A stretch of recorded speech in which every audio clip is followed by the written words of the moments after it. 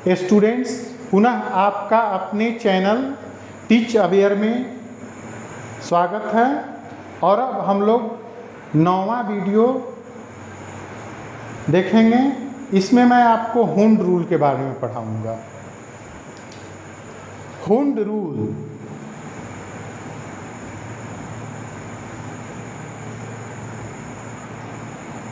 इसे महान केमिस्ट हुंड ने दिया था 1925 ईस्वी में। हुंड 1925 ईस्वी में। पहले एग्जाम्पल देकर मैं आपको समझा दूंगा, उसके बाद मैं बोर्ड पर लिख भी दूंगा इसका डिस्क्रिप्शन। तो एग्जाम्पल में है आपका क्लोरीन ही बताता हूँ। Chlorine 17 1s2 2s2 2p6 3s2 और ये 3p5। टोटल 17 इलेक्ट्रॉन होते हैं। तो सबसे पहले ये तो आपका हो गया अफबाउ प्रिंसिपल के आधार पर electronic configuration. EC on the basis of electron configuration. EC electronic configuration on the basis of Aufbau principle. अब हम लोग ऑर्बिटल डायग्राम इसका देखेंगे। देखिए, मैं ऐसे सेपरेटिंग लाइन खींच देता हूं।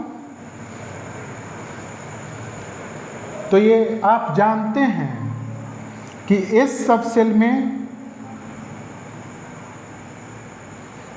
मात्र एक ऑर्बिटल होता है। ये भी एस सब सेल है तो मात्र एक ऑर्बिटल होगा, और पी सब सेल है तो 3 ऑर्बिटल्स होंगे। इस तरह से। फिर एस सब सेल है तो इसमें एक ही ऑर्बिटल होगा, और ये पी सब सेल है तो 3 ऑर्बिटल्स होंगे।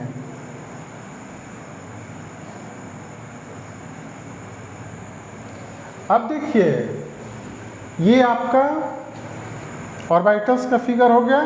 अब मैं नंबर ऑफ इलेक्ट्रॉन भी लिखूंगा नीचे। नंबर ऑफ इलेक्ट्रॉन तो 1s2 ये इलेक्ट्रॉनिक कॉन्फ़िगरेशन हुआ, यानी कि एस ऑर्बिटल में 2 इलेक्ट्रॉन हैं। तो ये फर्स्ट इलेक्ट्रॉन जो कि अपवर्ड डायरेक्शन में है, ये नंबर ऑफ इलेक्ट्रॉन हो गया आपका 1, और ये सेकेंड इलेक्ट्रॉन इसमें भरेगा तो ये इनवर्ड डायरेक्शन में हो जाएगा। तो ये नंबर ऑफ इलेक्ट्रॉन आज आपका हो जाएगा दूसरा। ये अब देखिए, मैं यहाँ क्यों नहीं 2 लिखा, क्योंकि आपको सीधे 12 जैसा लगने लगेगा वो, तो इसी कारण मैं थोड़ा नीचे 2 को लिखा हूँ। अब तीसरा इलेक्ट्रॉन 2s ऑर्बिटल में, फिर चौथा इलेक्ट्रॉन इस तरह से, तो ये थर्ड इलेक्ट्रॉन, फोर्थ इलेक्ट्रॉन। इसके बाद हुंड का रूल क्या है? तो पहले सिमिलर एनर्जी के जितने ऑर्बिटल होते हैं उसमें पहले एक एक इलेक्ट्रॉन भरता है। तो देखिए, इसमें सिमिलर एनर्जी के ऑर्बिटल हैं 3 समान ऊर्जा वाले ऑर्बिटल, तो तीनों में पहले एक एक इलेक्ट्रॉन भर जाता है।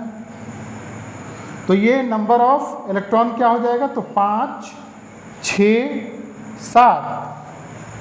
अब सिमिलर एनर्जी के ऑर्बिटल नहीं है आगे, 3s है तो वो अधिक एनर्जी का ऑर्बिटल है, तो उसमें इलेक्ट्रॉन नहीं जाएगा।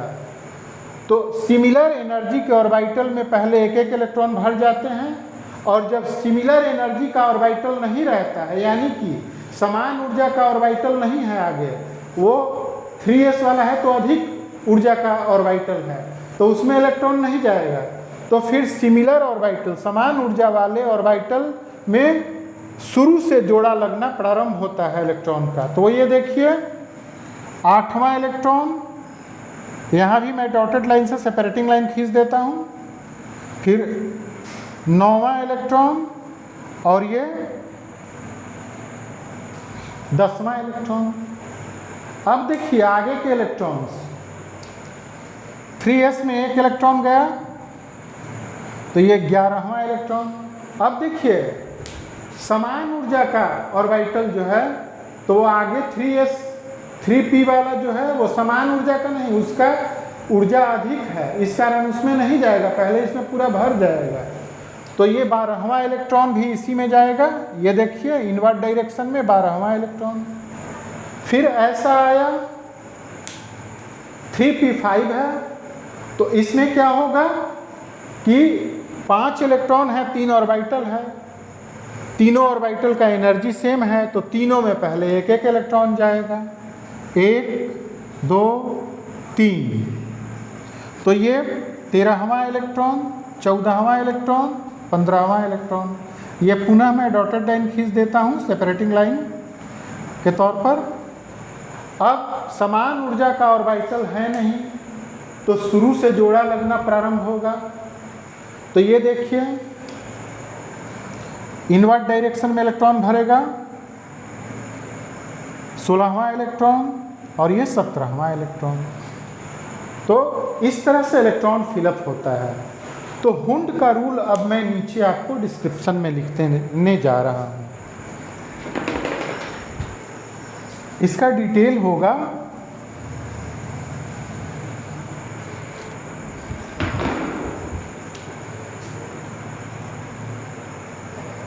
Hund's rule.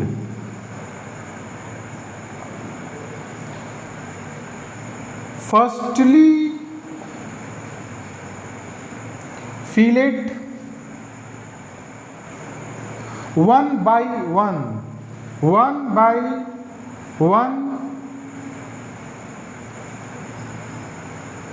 electron in similar energy or vitals when similar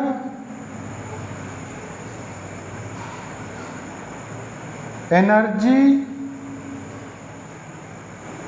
or vital not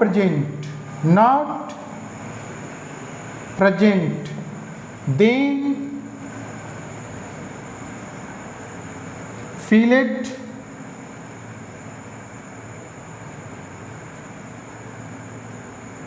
one by one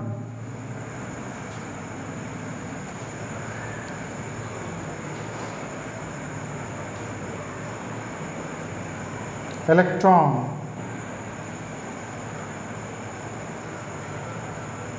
from first orbital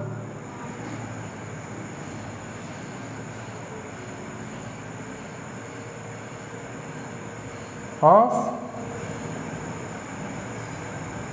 similar energy orbital.